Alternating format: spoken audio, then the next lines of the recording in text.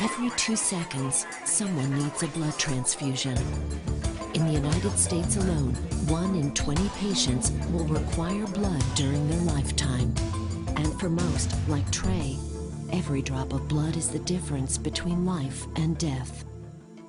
I had a fever and really was in pain, and all I wanted to do was sleep. And when you're in your sickle cell crisis, you really just not aware of anything. All you really do is your eyes start closing out of nowhere. Try to wake, but it's not very good because it really hurts. And so that's what was it like, but it's still like that sometimes, even though sometimes I feel good, sometimes I feel bad. And then you never know when it could hit anytime, and especially when it's cold or it gets too hot or I haven't had enough water, and so it really starts being painful. The number one thing that people recognize is pain. And the pain is horrible, and it comes on at all different times, and it is very debilitating. Keeps people home from school, keeps people home from work. Immucor is dedicated to developing innovative, dependable solutions in blood banking throughout America and around the world. We're one company with one goal, the patient.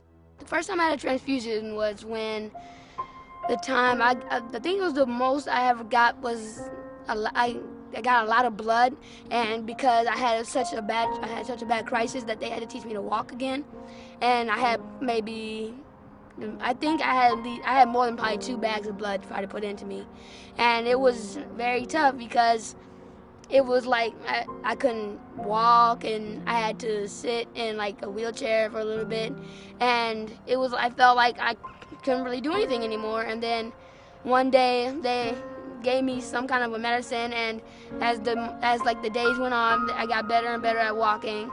I'm pretty sure if I walked, I could probably walk better than I did before. And so after that, it was like, okay, I think I can make it. On average, nearly 92 million donations are collected around the globe annually. When patients with sickle cell disease can't receive blood when they need it, it is, to me, tragic as a physician, because we know that this will help them through this life-threatening complication. I started as a whole blood donor from Memorial Blood Centers, and I knew as a normal whole blood donor, my blood was being divided up in 3 components and given to possibly 3 patients and saving their lives.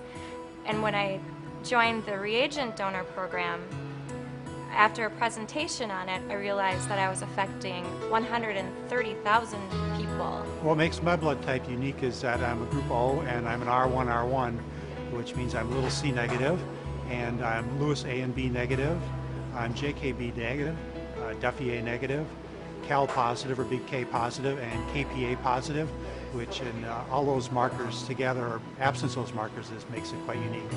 When they donate a unit of blood for transfusion, which is at a voluntary donation, which is important, that unit's going to save 1 patient, or maybe a couple if it's components. But when they donate for reagent use, and are used for screening cells or antibody IDs, they save hundreds of patients, because those products are used to screen hundreds of patients every day throughout the world. In my opinion, genotyping can help patients early on, prior to them developing an antibody, by testing their red blood cells prior to receiving any transfusions.